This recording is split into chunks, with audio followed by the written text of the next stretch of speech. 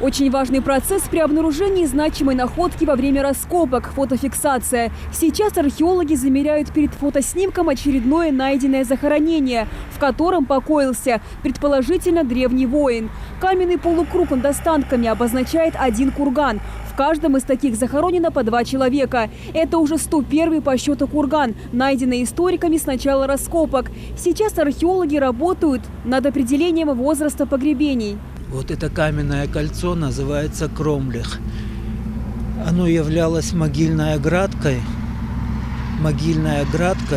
вокруг погребений. Вот расчищенное одно сарматское погребение, а в центре каменного кольца еще одно погребение. Ну, в характерной скорченной позе лежит погребенный. И видите металлическое кольцо в районе кистей рук. Это характерный довольно-таки предмет для сарматской культуры. Уже того времени, когда она успела ощутить на себе влияние кабанской культуры. То есть степняки пришли сюда, активно взаимодействовали с местным автохтонным населением, и какие-то элементы автоматически перешли к ним.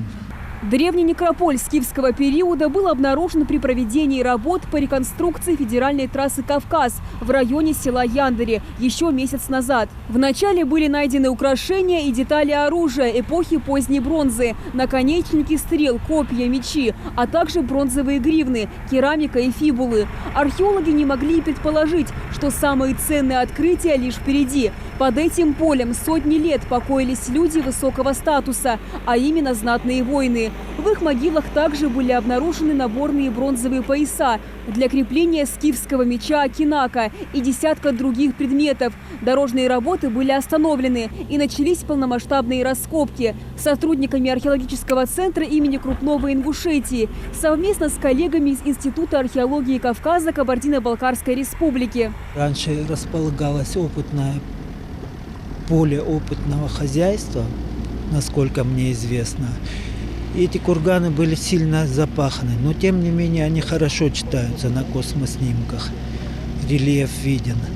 Погребение относится предположительно к скифскому периоду кабанской культуры. Специалисты планируют получить более точные данные при помощи генетического исследования обнаруженных останков. Все найденные на данном этапе находки уже отправлены в Нальчик на экспертизу в Институт археологии Кавказа. После проведения реставрации найденных артефактов они будут возвращены в республику. Большинство могил погребений разграблено еще в древности было, но те крупицы материальных находок, то, что удалось обнаружить на сегодняшний день, они, несомненно, прольют новый свет на проблематику этого вопроса.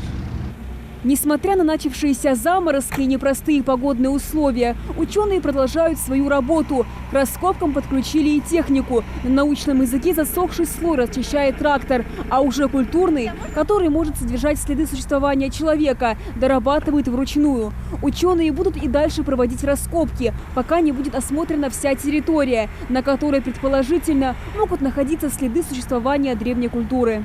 Амина Бокова, Магомед Даскиев, Новости 24.